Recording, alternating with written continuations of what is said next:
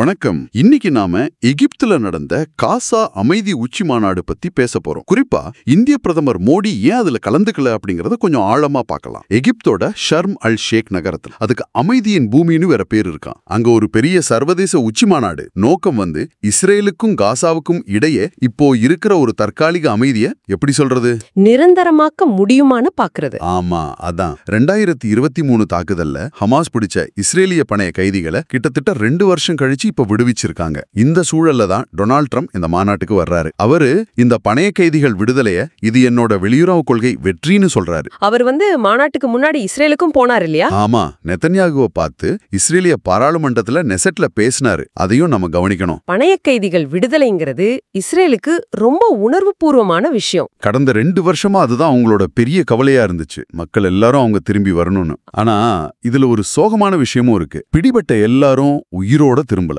சில பேர் அங்கேயே இறந்துட்டதா சொன்னாங்க. சோ இது ஒரு கலவையான உணர்வுகள் உள்ள நேரம். அந்த மாதிரி ஒரு சூழல்ல இந்த விடுதலை நடந்து அதுக்கப்புறம் இந்த உச்சி மாநாடு நடக்குது. அதனால ஒரு பெரிய எதிர்பார்ப்பு. ஒருவேளை இது அமைதிக்கு வழி வகுக்குமோன்னு. ஆமா, ஒரு சின்ன நம்பிக்கை. ட்ரம்ப் இதைத்தான் வெற்றியா காட்டுறது ஒன்னும் ஆச்சரியம் இல்ல. அவர் இஸ்ரேல் போனது, நெத்தன்யாகு அவரை வரவேற்றதெல்லாம் இதோட முக்கியத்துவத்தை கூட்டுது. ஆனா இங்கதான் ஒரு பெரிய ட்விஸ்ட். இந்திய பிரதமர் மோடிக்கு அழைப்பு வந்திருக்கு. இந்தியா சார்பா யார் போயிருக்காங்கன்னா வெளியுறவுத்துறை இணையமைச்சர் கீர்த்திவர்தன் சிங். இப்ப நம்ம வெளியுறவு அமைச்சகத்தோட அந்த அதிகார வரிசை ஹைரார்கில பாத்தீங்கன்னா அமைச்சர் ஜெயசங்கர், அவருக்கு கீழே வெளியுறவு செயலாளர், அதுக்கப்புறம் தான் இணை அமைச்சர்கள். அப்போ இது 3வது அல்லது 4வது நிலை பிரதிநிதித்துவம் மாதிரி. கிட்டத்தட்ட அப்படிதான். மத்த நாடுகள்லாம், முக்கியமா இதுல சம்பந்தப்பட்ட நாடுகள், அவங்க பிரதமர்கள், அதிபர்கள் இல்லனா குறைஞ்சது வெளியுறவு அமைச்சர்களையாவது அனுப்பியிருப்பாங்க. ஆமா, அதுதானே வழக்கம். அப்படி இருக்கும்போது இந்தியா இப்படி ஒரு கீழ்மட்ட பிரதிநிதித்துவத்தை அனுப்புனது ஏன்? இதுதான் பல பேர் கேக்குறாங்க. சசி தரூர் மாதிரி ஆட்கள் இத பத்தி ட்வீட் பண்ணிருக்காங்க. இது ஒரு தந்திரோபாய நிதானமா,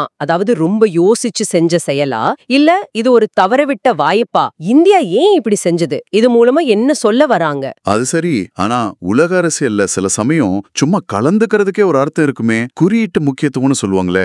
நீங்க சொல்றது ஒரு பாயிண்ட் தான். சிம்பாலிக் இம்பார்ட்டன்ஸ் நிச்சயமா இருக்கு. குறைந்தபட்சம் வெளியுறவு அமைச்சராவது அனுப்பியிருந்தா நாங்க அமைதிக்கு ஆதரவு தரோம்னு காட்டி இருக்கலாம் இல்லையா? ஆனா சில சமயம் வெறும் குறியீட தாண்டி இதனால நிஜமா என்ன நடக்க போகுதுன்னு பாக்கணும் இல்லையா? ஒரு மாநாட்டுல சும்மா போய் உட்கார்ந்துட்டு வர்றதா, இல்ல அது நிஜமாவே உருப்படியா ஏதாவது முடிவு எடுக்குமான்னு பாக்கணும். இங்கதான் அடுத்த தகவல் வருது. இஸ்ரேலி பிரதமர் பெஞ்சமின் நெத்தன்யாகுவும் இந்த உச்சி மாநாட்டுக்கு வரல. நெத்தன்யாகுவே வரலையா? ஆமா, நீங்க கேட்டது சரிதான். மோடி மட்டும் இல்ல, இந்த அமைதி பேச்சுல முக்கிய ஆளான இஸ்ரேல் தலைவரே வரல. இது பெரிய விஷயமாச்சே. காரணம் என்ன சொன்னாராம்? அவருக்கு பணிகள் அதிகம்னு, ஷெட்யூலிங் கான்ஃபிளிக்ஸ் மாதிரி. காசா அமைதி மாநாட்டுக்கு போக முடியாத அளவுக்கு பிஸியா? இது நம்புற மாதிரியே இருக்கு. அதுதான் எனக்கும் தோணுச்சு. இதுக்கு பின்னாடி என்னவோ இருக்குன்னு தோணுது. இஸ்ரேல் பிரதமர் இல்லாம காசா அமைதி மாநாடா? அப்போ அதோட நோக்கமே அடிபட்டு போகுமே. இதுதான் ஒருவேளை இந்தியா ஏன் ஒரு கீழ்மட்ட பிரதிநிதியா அனுப்பிச்சுங்கிறதுக்கு முக்கியமான காரணமா இருக்கலாம்னு நான் நினைக்கிறேன். நெத்தன்யாகுவோட இந்த ஆப்சன்ஸை நம்ம சும்மா விட்டுற முடியாது. கொஞ்ச நாள் முன்னாடி ட்ரம்ப் இஸ்ரேல் போயிருந்தப்போ நெத்தன்யாகு அவரை ரொம்ப புகழ்ந்து பேசினாரு. ஆமா, இஸ்ரேல் பரிசு கூட கொடுக்க போறதா சொன்னாரு. ஆனா அந்த பேச்சுல எங்கேயாவது நீண்டகால அமைதி பத்தியோ, பாலஸ்தீன பிரச்சனைக்கு தீர்வு பத்தியோ, அந்த 2 அரசு தீர்வு பத்தியோ ஏதாவது சொன்னாரா? இல்ல, பெருசா எதுவும் சொல்லலையே. வெறும் பாராட்டோட நிறுத்திக்கிட்டாரு. இப்போ அமைதி மாநாட்டுக்கே வரலேங்கும் போது அந்த மாநாட்டுல என்ன பேச முடியும்? இஸ்ரேலோட நிலைப்பாடு இல்லாம எப்படி முடிவெடுக்க முடியும்? இந்த மாநாட்டுக்கு ஈரானையும் கூப்பிட்டு இருக்காங்க. அவங்களும் வரலன்னு சொல்லிட்டாங்க.